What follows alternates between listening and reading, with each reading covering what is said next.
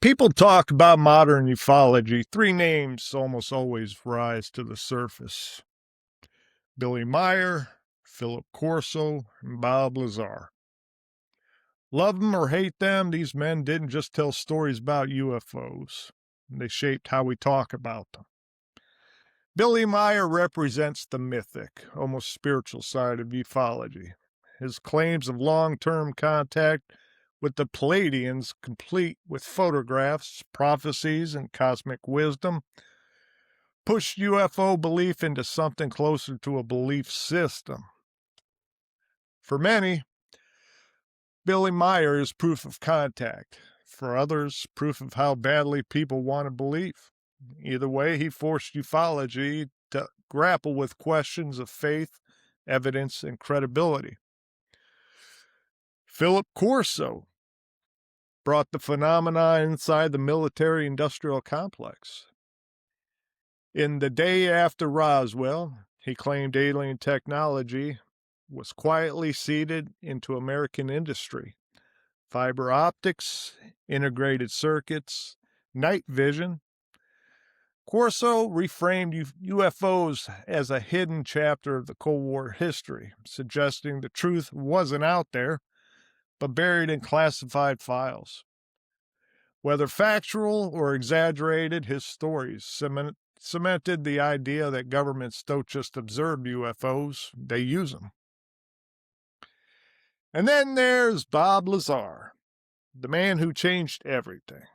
By claiming to work on reverse engineering alien craft at S4, Area S4, Lazar gave ufology its most enduring modern template: secret bases, compartmentalized science, and whistleblowers risking everything. He didn't talk like a prophet or a general. He talked like a technician.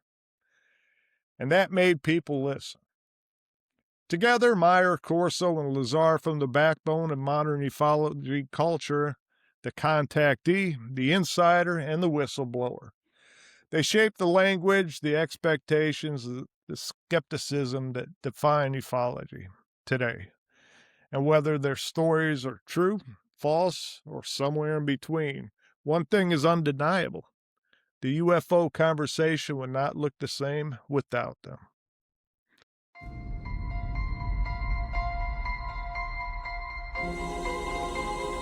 What do you see when you're in the dark?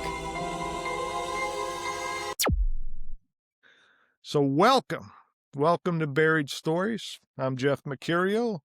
Along with me, Steve and Wendell. Wendell, take it away. Hey, yes, how you guys doing tonight? Or Good. hi, Steve, you doing good? Jeff, you all right?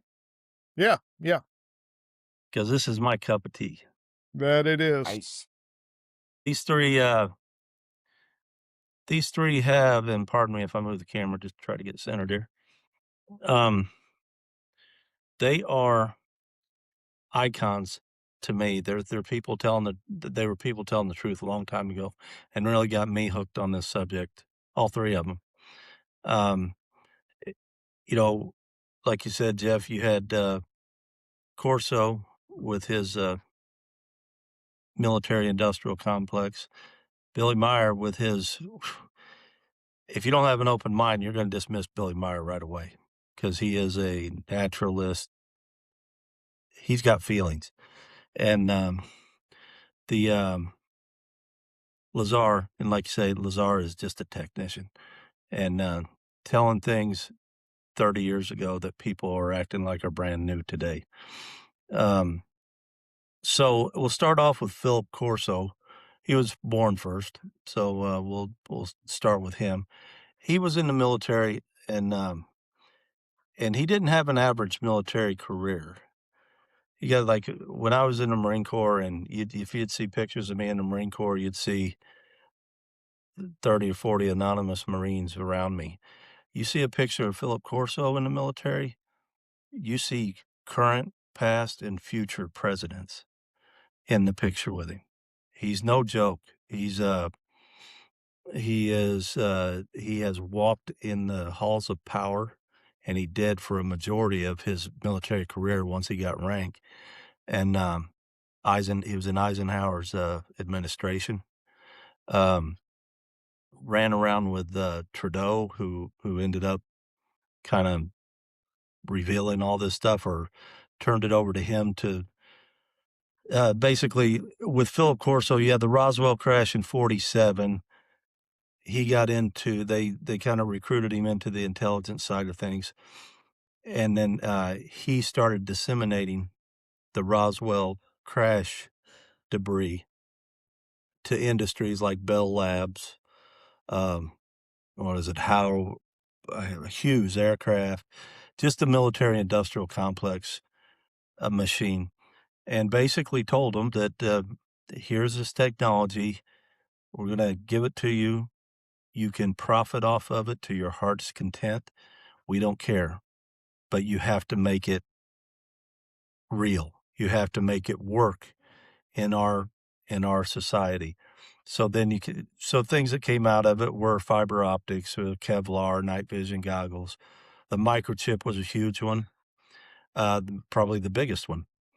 Um, and so Corso disseminated that. And as we've talked before, when we've touched on Corso, it wouldn't be something you'd have a lot of people do. You'd have one person do it because it has to be that compartmentalized. And his reasoning, the reason he revealed it he wrote the book, of course. I'm sure he wrote the book for some profit, the day after Roswell. But the reason he says he was revealing it because he's getting old.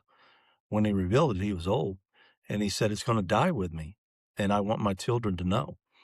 And even his kids say that he told them that what he revealed was only about 10% of it. Now, with somebody like me, I would usually be really irritated with that, and I would be offended, like you're whistleblowing, let it all out.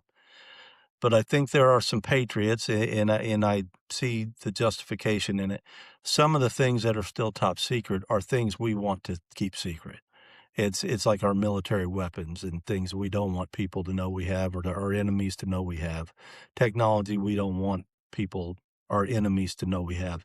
And from that side of it, I can see the military man take over and say, enough's enough. You gave them a hint. This is what out there. They got the big picture. We're not alone. But that's as far as I'm going. I'm not going to tell you what's on the stealth bomber and things like that. You know what I mean? Yeah. So, uh, so I'm really intrigued. I've always liked Corso. I've liked his levity, the way he's not emotional about any of it. And he doesn't act like he's ducking anybody. He just says point blank, this is what happened. And he also said he saw a body at one of the bases when he was a commander of a base that from the Roswell crash. And there was something he hinted on, and I caught it a long time ago, but I never hear about it anymore. I've heard his son say it one time in a symposium that he was speaking at, because after his dad died, he rode the coattails for quite a Right. while, trying to, I'm sure for personal gain, but also to keep his dad's story alive. But he mentioned that there was an interview his dad walked out of, and they walked by this model on a table, the buildings and stuff, a complex. And he pointed to one building and he said, that's where they have the time machine. And he just walked out, and that was the end of the interview. It was like 60 minutes, and they had interviewed him for an hour on all this other stuff, disseminating the crash debris. But at the end of the interview, he was walking out, and as he was walking out of the room, he pointed to that one model, the building, and he said, yeah, that's where they house the time machine. And that was the end of the interview. And they laughed, they laughed it off and everything, and like he was joking, right? But his son said that in 2032 is when they invent time travel.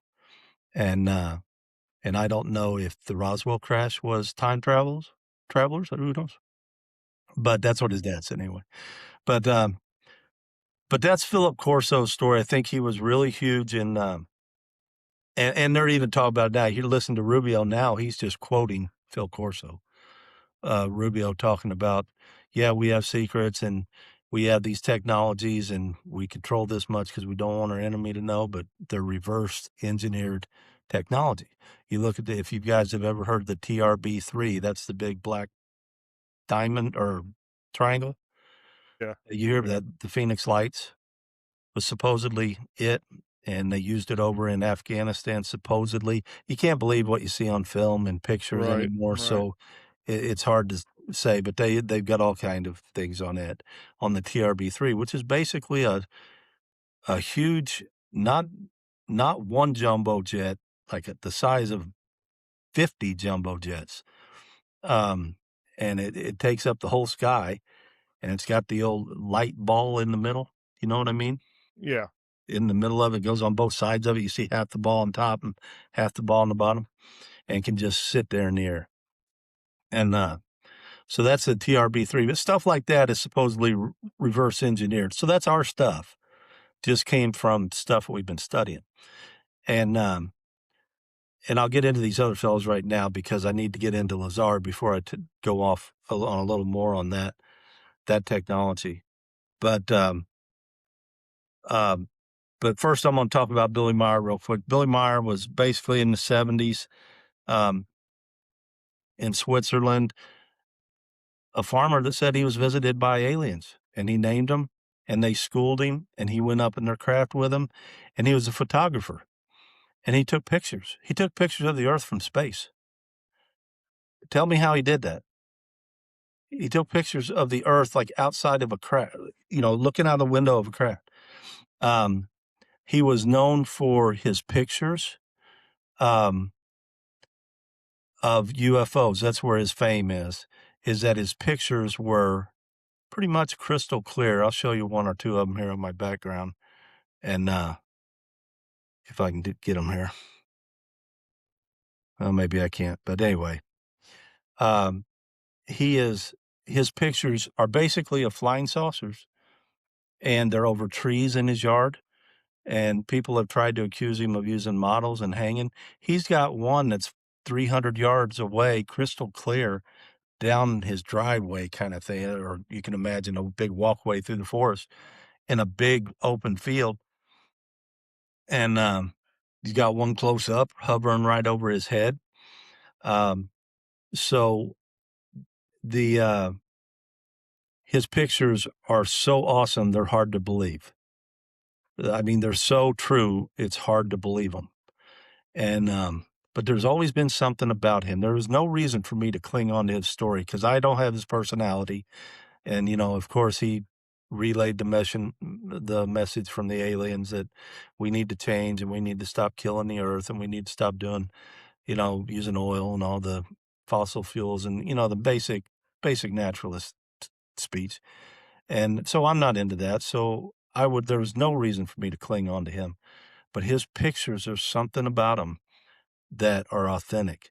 And pretty amazing story if you read it. A race called the Palladians he met with, and in the end, why people thought he was chosen was just his clear mind. You know what I mean? He was very open-minded and peace, love, happiness kind of guy, and that that he was worthy. So that's the thing that people seem to think that why he may have been chosen. And but I think he was a big contributor to this. I think he showed proof, and nobody ever believed him. Everybody spent whole careers trying to debunk him using models and stuff. But I think he was onto something, and I think he was a really, really big key character in disclosing what's out there. He even said where they were from, and now they're even repeating that stuff now where they think that aliens may be from. I know Lazar said Zeta Reticuli, but Billy Myers is somewhere in that same system. It's the closest It's just 4 light years away is what it is. Yeah, 4 light years. But so that's Billy Myers, more on the touchy-feely, save the Earth side, but an awesome photographs of flying saucers. And then you get into Lazar, who said, who came out as a whistleblower. He said he worked at S4 at Area 51, and he reverse engineered craft, and he talked about how everything's compartmentalized, and that he was only there to work on this specific part and nothing else. But while he was there, he obviously saw some things, and said he saw 9 alien craft that there's no way they could be ours. And they got him after 2 people died in an explosion in the Nevada desert, and they played the explosion off as an unscheduled nuclear test, an atomic test. And they died while they were working on the reactor that Lazar was working on. So some things make sense. 1, they had an opening, somebody died. 2, they grabbed a guy that put a jet engine in a Vega or something, because that's what he did. That's his claim to fame before he got into this, or was known for this. He was a scientist, and he just did radical things.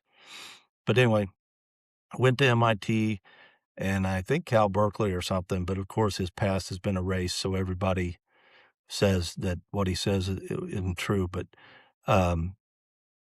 they found his name in the phone book and everything at MIT, so the dude is definitely intelligent. So he, but anyway, they grabbed him. And it makes sense that they grabbed him because they just lost somebody, and they're not going to go through all the scientific community because you're really only needing to work on this one thing. And his was the reactor, the antimatter reactor, and to try to reverse engineer it.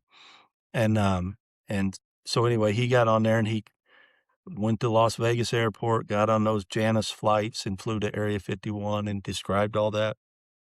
If you ever get into the UFO subject for real, you got to study Lazar.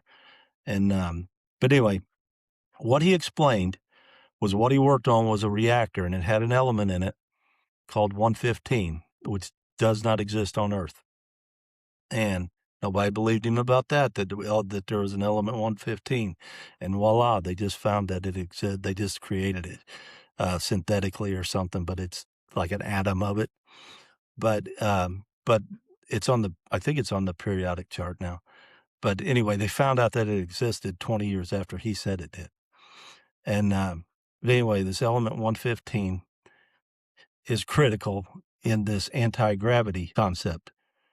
And basically what the reactor did, it basically focused the subparticles or whatever, and basically created an envelope around the ship, which we're going to call later the warp bubble. But if you can imagine that it creates its own time and space. So the vehicle is in its own time and space. So when you see it in space, when you see it in our atmosphere, when you see it in the ocean, when you see it go into the ground, the reason it can do that is it's in its own time and space. So inertia our laws of physics don't react to it, don't react on it. So, so that's why they can do 90-degree angles at 4,000 miles an hour. The people inside don't splash against the wall, or whatever's inside. And it can go in the ocean, and it can do 1,500 miles an hour going through the oceans because there's no friction. It can go into the earth because there's no friction. It's its own environment that the ship is in. And that is called the warp bubble. And so when it transmedian travels from space to our atmosphere and dives in the ocean, it has no friction that whole way. It's basically there, but not there. You understand what I'm saying? It's not in our atmosphere, but it is we see it in our atmosphere. You understand what I mean? But Yeah. the laws of physics in our atmosphere don't react on it. And it's an amazing concept. And we'll get into it more when we talk about warp bubbles. But that was what Lazar was saying back in 1989. This is what it does. This is how it works. This is what I've deducted. We haven't perfected it, but this is what I I deducted it that it's doing. And he saw examples of them flying, the test flights there where he worked. So, but he was a whistleblower. Then he got into a lot of trouble for whistleblowing, and they tried to ruin his life. But the reason he whistleblowed was to save his life because he thought he was going to get killed for saying anything at all. So he thought I might as well go public and try to as insurance, and it did. It was the right move so far, anyway, for him. So those three, to me, are icons that have been telling the truth for years. And now I see all the disclosure videos and podcasts and things, and all they're doing is they act like this Grush guy, David Grush, that testified in front of Congress.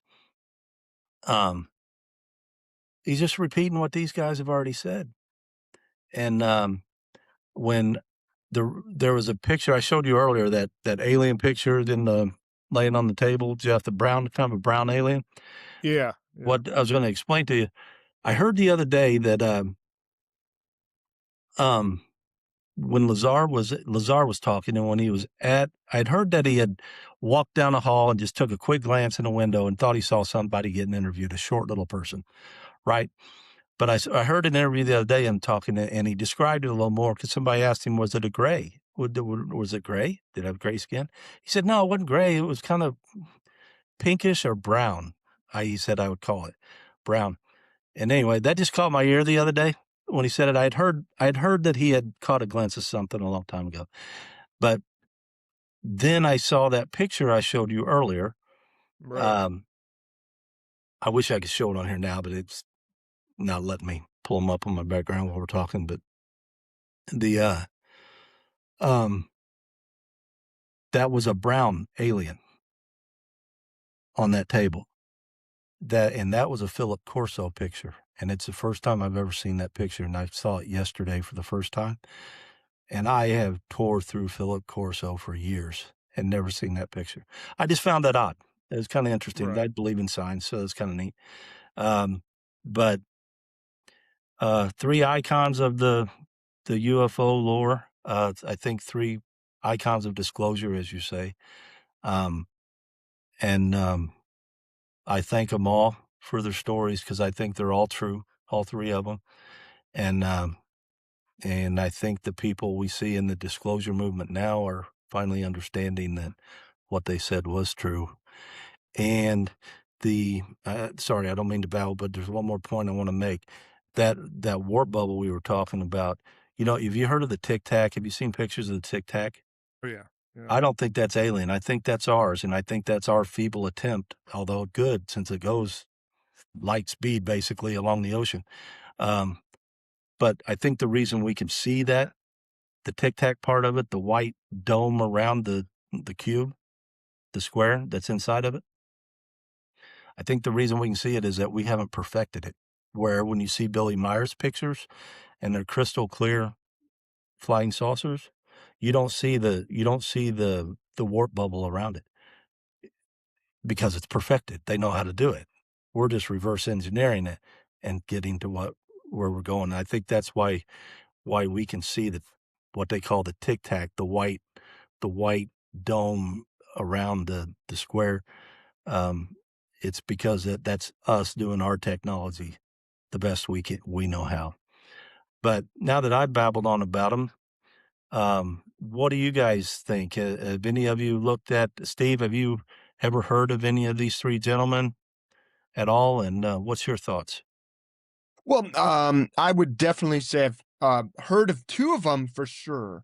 Uh, I wasn't as familiar with Billy Meyerson. Watched a little bit about him prior to our show here, and I'd say he's probably the one that stands out as the least out of all my kind of UFO theories and what exists. And it's not that I don't believe him. I think his story is far-fetched out of all three of them, which sounds kind of odd, especially when you're talking about the other two, one being involved right after Roswell and then the other one being involved in Area 51, right? You would think that that would be more far-fetched, but honestly, those two I feel like consistently follow the story of Roswell and how we've all heard it Some of the details may be a little bit different, but ultimately, I think if you follow Corso into Lazar, the story just kind of continues, right? That's what I Just think. stops at one point and takes over with the next. Corso talking about how he distributed this alien technology from Roswell, and here we are having Bob Lazar years later talk about stuff that he saw that probably was a direct result of Area 51. I believe all that. I believe both of their stories quite a bit. And I agree that probably stuff that they're saying they can't say at all, right? I mean, there's elements of what they can't get into for military reasons, and I thank them for that, because Yeah, I obviously do too. they're probably reasons why we bow our head at night and fall asleep with little less worry than most other countries. But Billy Meyerson, I don't know. Just look, I don't know how he gets these photos.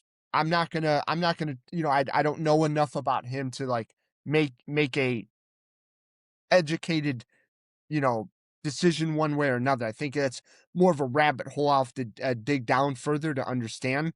There's something about, for me, when you start hearing people tell stories of, hearing or speaking to aliens through their mind and not being able to see them at that time, that they're getting messages. Look, I believe they're hearing voices, probably good voices. In the past on this show, we've talked about angels, possibly connection of angels to UFOs, or angels to aliens or whatnot. Look, it's possible what Billy Meyerson is saying. I tend in my mind to think that I have more belief in what Corso is saying and what Lazar is saying. Yeah, Definitely. with Billy Myers, I mean, he didn't hold any punches. He tells you the aliens came sit on his porch and talked to him, and they trained him for 12 years, and they told him things from the past, and they told him things from the future. And unfortunately, well, he made some predictions that they told him. One of them was the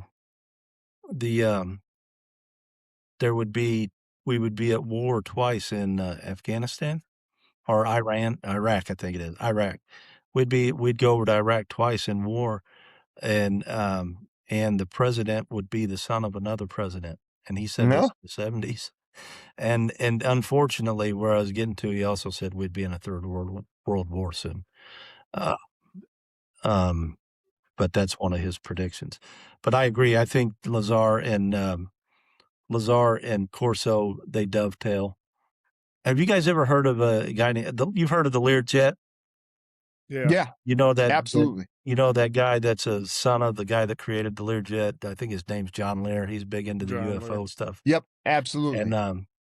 he said pretty much point blank, they found some evidence of UFOs in 1954.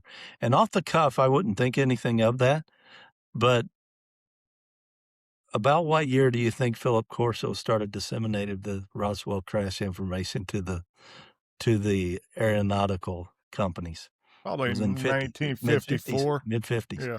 Yeah. Yeah, So that like plays right, because this guy didn't know about it till 1950. I mean, he'll swear they found it in 1954 is when they found evidence of it.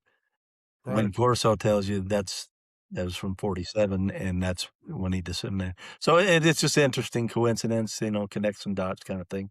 What do you think, Jeff? absolutely. Have you ever heard of them? Who's that? You ever heard of these three? Oh, yeah, yeah. Billy Meier.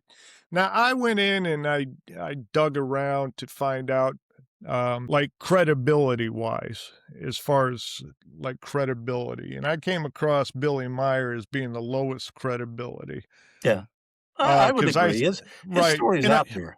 And I scoured the net and, he had multiple pieces of his evidence, photos, films, metal samples, were demonstrably faked. Now, I don't know, how he faked it or who put that out there that it was faked. His famous UFO photos match household models and miniature trees. Some photos appear to include women from his personal life posed as aliens. Yeah. And Former members of his own group admitted to helping That'd be a game fabricate killer. evidence. Yeah. Yeah. So he was more of a didn't he lived a hippie lifestyle. Yeah. And Commune type stuff. right. And so there were other people with his commune. So I don't know if what he says is true or not, but I mean he does got some really good pictures and stuff. Yeah. But I so agree. He's the right. easiest to discredit. Right. Now Philip Corso, it's mixed or moderate credibility. Why people doubt him is technological claims conflict with documented R&D timelines. I don't know if it's a memory thing, maybe, I don't. I think that's his point. That was his job, right. is to make them. They didn't want to expose that he was handing it out, that technology out. That's what right. he was getting it out and say, you don't ever tell anybody where you got this from, but do something with Right. it. But that's my take on it. Now, the other thing was no paper trail supports his claim that tech was handed to private industry, but It wouldn't that be. goes, I know, that goes as it says. His book was heavily edited and sensationalized, and Corso later walked back or softened parts of it. I've never read his book, so I can't tell you this, just what other people are saying. And other officials from related programs do not corroborate his account. So that's the only thing that they have on Corso against Corso. So he's moderate credibility to me. I don't know what you got on him. Well, when you're Now, walking alongside the presidents, I think you got some inside knowledge. right. That's just me. Now, Bob Lazar, his skepticism remains. No physical evidence of alien technology has ever been produced, is what they're saying. His academic credentials cannot be verified.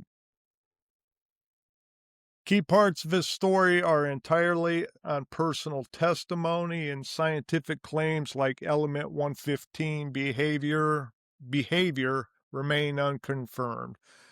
But that's the only thing that they got on him. I mean, this story has remained the same for as long as I can remember, all the way back to the Art Bell days when I was 15 years old. But the one thing is like, are we being played by these guys too? Because governments for black ops operations do not like anything getting out there. It's usually sealed tight. So do they allow these guys to talk because look over here as we're doing something over here type of deal? And how do you feel about that? Lazar's business and home still get periodically invaded by the FBI Right. because he supposedly stole a piece of 115, element 115, and they've never found it. So he won't talk about it. Right. If you ask him where's the 115, they'll just say, I'm not talking about it. He never admitted he took it, but they still periodically search his home and business for to try to find it. Got you. Now, I mean, they are the forefront of whistleblowing. That's definitely true. So at least there's a push, a constant push for the government to turn over what it knows from these guys. So like I said, they're trailblazers. Yeah, and the reason I wanted to start out with these, and then we'll talk about the warp bubble on the next episode or something, but the reason I wanted to kind of introduce them is because what I see today is stuff I've already seen for 30 years from these guys. All Right. three of them, even the Billy Myers photos that you can say look like a trash lid or something like that. Look at the detail. Look at the detail of those photos. And I never got the drift, at least what I've been able to collect on him, which has been extensive on Billy Myers. I don't think he really ever thought about wanting other people to be interested in his life. I don't, That I think could be. they sought him out for his story because people heard about this guy that was getting visited. I don't think he ever went to anybody and said, "Hey, I'm doing it. I'm talking to these people."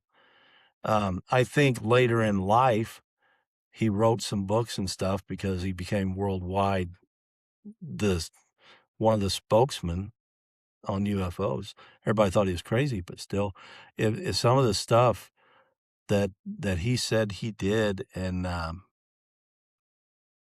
was shown is pretty amazing. And I think when I was reading him a long time ago is where I learned about the Palladians and the Palladian theory about they told him that there are old souls and new souls on this earth, that there's basically a finite amount of souls at any one time.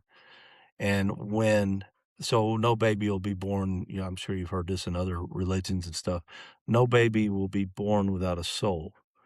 But basically, when you die, your soul goes up and it rings the earth or wherever for 150 years, and then you come back. And you come back and you have the same soul. But if a baby's born and there's no souls left in the ring, they get a new soul.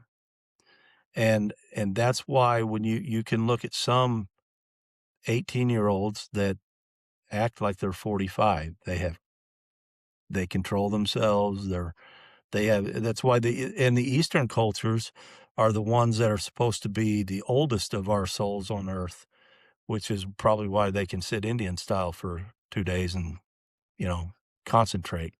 Where, I mean, and if you look around, after I read the Palladian theory, it was pretty interesting because then I judge everybody.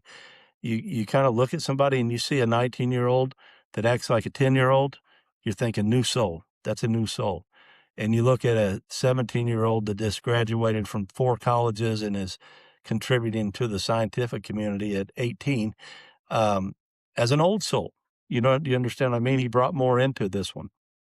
So it's just, I think studying Billy Myers where I ran across the Palladian theories, and originally that's who I had read that he had met with was the Palladians, and that's who visited him. So, but anyway, interesting to hear you guys' take on it. Right. Right. And like I said, I know Billy Myers is out there. He's more in the ether of stuff. Corso, just being a military guy, I know how difficult it is to achieve his rank, much less run in the halls of power that he ran in and in the circles of our historical figures. MacArthur, he worked on MacArthur's staff. Right. Just people that are in our historical reference were his coworkers. And that's amazing to me. And then with Lazar, it just makes sense. Propulsion is not the answer.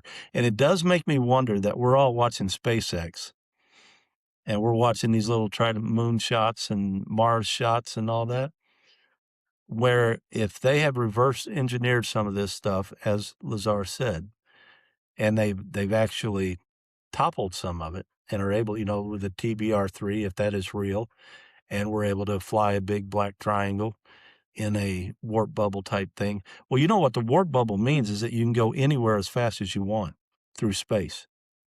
You can go anywhere. Space travel is not a problem anymore. So if you have that power, I can't imagine anybody letting go of that power. Can you? If they have it, I can't see them giving No. it to the people. I No. can't. And if they have it, we're left here watching SpaceX in awe of Elon Musk being able to grab a rocket coming to the ground, and we're all oohing and ahhing. When if they have the warp bubble technology, they can go anywhere in the universe. I'm assuming they could go through space unless they just don't think they've developed it well enough to go that far. But it opens up some interesting doors. But Lazar has said it all along. He said that element 115 is the key, and then the antimatter reactor.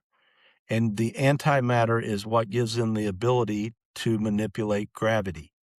We don't even know what gravity is now. Even the best scientists in the world still, they can give you a good scientific explanation, but they can't define it and how it works and why it's here.